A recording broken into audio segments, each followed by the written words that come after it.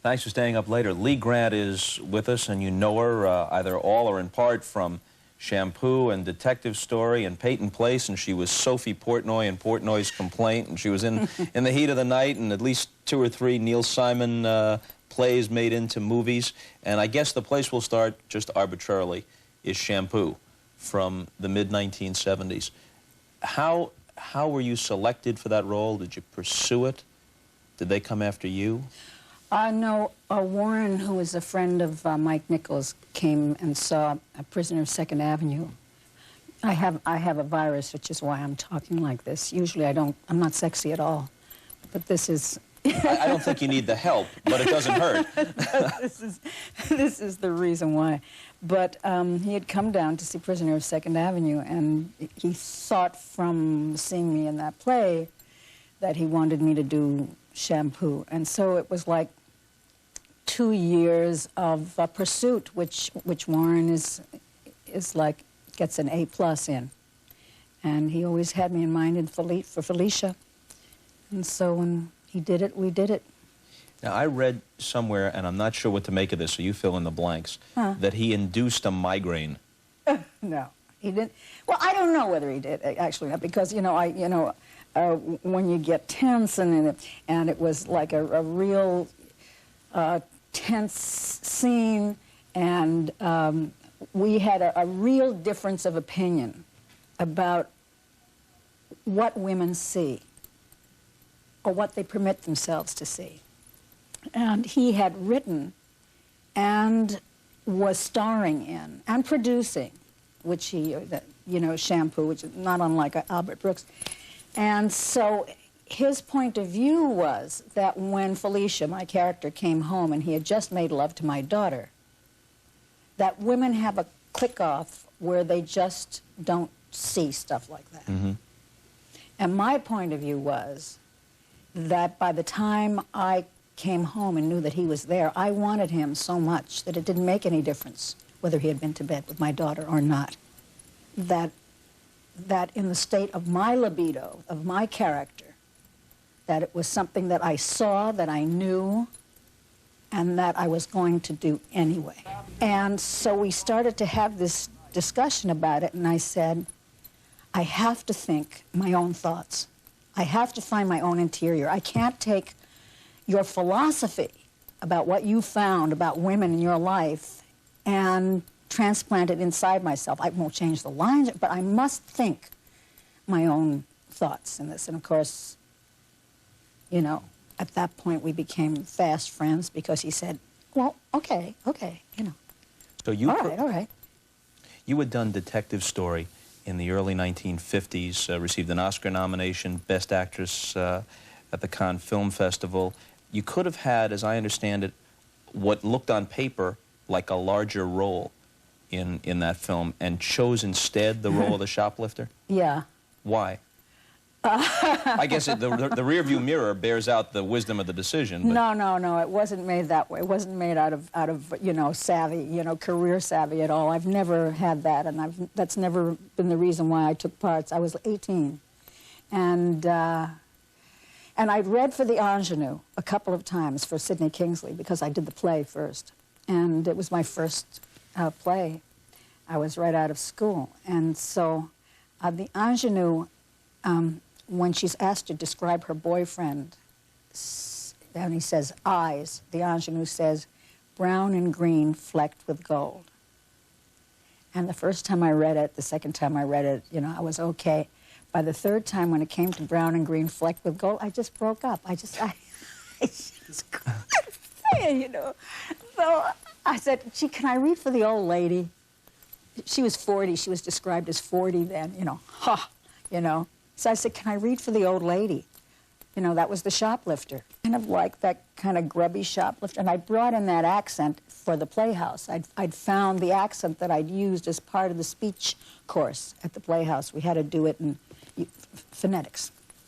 So I tried it out, and that was it. You had a career at that point with films and work on stage that obviously was sizzling hot, and then just like that, you wind up being blacklisted. Yeah. did you have a sense, since you were such a young woman, only in your early 20s, did you have a good sense of what was happening politically? Or was this just simply a case of, I did what seemed like the right thing to do, and all of a sudden they brought the hammer down on me, and you didn't really have to understand it in the overview? No, I really was a fool. I mean, I'd never read a newspaper in my life. And I was a fool for love. I fell in love with a playwright who was one of the exiles from Hollywood. And the play After Detective Story, the one that I did with him, that I left Detective Story for, All You Need Is One Good Break, brought me into contact with a lot of the people from Hollywood and who were being thrown out at that time. And they were very attractive to me. They had a kind of purpose in their life. They had a kind of intellectuality. They had a kind of passion. That was very appealing to me. And I made my choice. And when I got hit with it, I got stunned, because you get stunned when you can't work and you haven't done anything. And I tried in the next 12 years to do everything I could to earn the blacklist, to fight it, to be smart, to understand what my world was about, and it was a great school for me. Fortunately, I was so young when it happened that when it was finished, I could still have a career. For those people, they were in their 40s or late 30s, sometimes in their 50s, so that when those 12, 15 years passed, it was terrible. It still seems incredible, even given the great distance, 35 years or more, even given the post-World War II hysteria over communism and all the different sensibilities that may have prevailed, it still seems absolutely incredible that the simple facts of the matter wouldn't have been enough to overturn this mindset, that people like you and others who were blacklisted could not simply have gotten access somewhere to say, look, here are the facts, here's what I did or didn't do, this is the United States of America, I can't work, and that those simple, compelling facts wouldn't have overridden everything else. Yeah, well, you know, Bob, it's very hard for me, you know, I look at you when you're talking, and there's such a gulf between us in terms of trying to describe. McCarthy was not unlike Hitler. Joe McCarthy, who ran the Un-American Activities Committee, and in terms of intimidating not just those few little actors or teachers who you know, stood up against him, but the president, the Congress, the Army. Don't forget, it was his insisting that the Army was full of communists that brought him down finally. So it wasn't us little, you know, pishes on the bottom. The fact was that this one insane man with Roy Cohn as his assistant, two insane, slimy people, had this country in the palm of their hand. And it took a newspaper man, it took Edward R. Murrow, to get on television one night and say, honey, it's a selective process. There was one guy I worked with who had named names. We never discussed it. We never spoke about it. He was so damn pathetic. I felt so badly for him because you know, it's very hard to be judgmental on these things. I really do think it's a selective process. I know what price he paid. That when you go up and you turn in a friend, you don't go home and sleep at night. I mean, I was always asked to name my husband. That was the one that they wanted. And I said to the lawyer who represented me later, I said, you know, they might as well, you know, put me in a institution and throw away the key, because, you know, in order to work, for me to do this, how am I supposed to live the rest of my life? How am I supposed to look my children in the eye? How am I supposed to, you know, with a sense of ethics and a sense of fairness? And I'm not talking about political things. I'm just talking about you're an okay human being.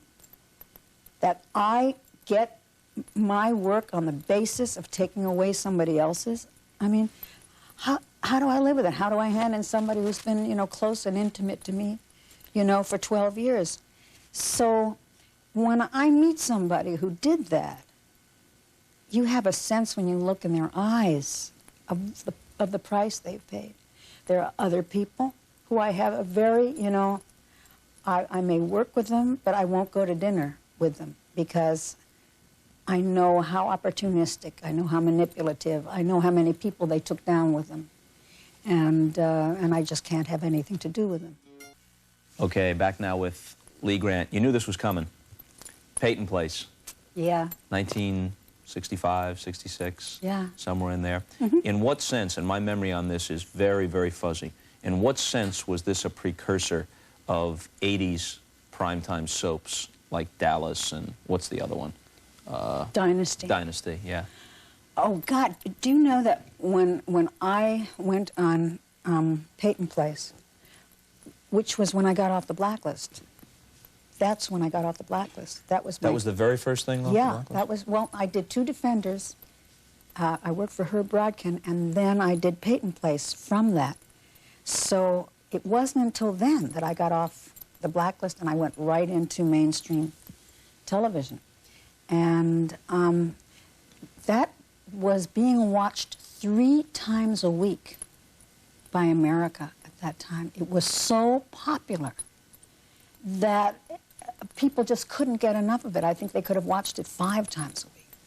So it was like, you know, being, wow, right out from this kind of 12-year black hole that I've been living in with, you know, being completely cut off from really any kind of mainstream America and being like thrown right into the biggest show in the country. It was strange. What was your childhood like, in general terms?